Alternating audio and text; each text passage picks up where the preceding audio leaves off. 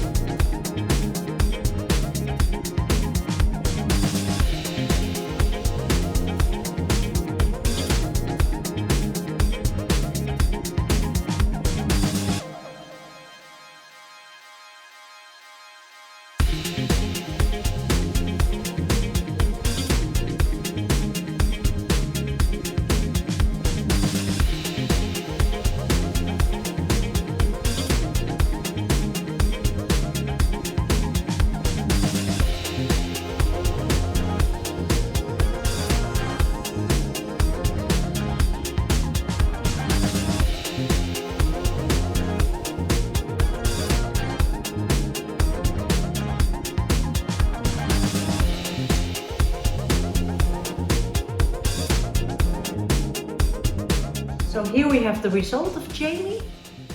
What I did is the root color and underneath nape area with the full color 8AV, and then I did a diluted version in the ends with clear, an 8V and 8AV. And as you can see, it's a beautiful cool color and I think it fits perfect to her face. Thank you for watching and hope to see you soon. Bye!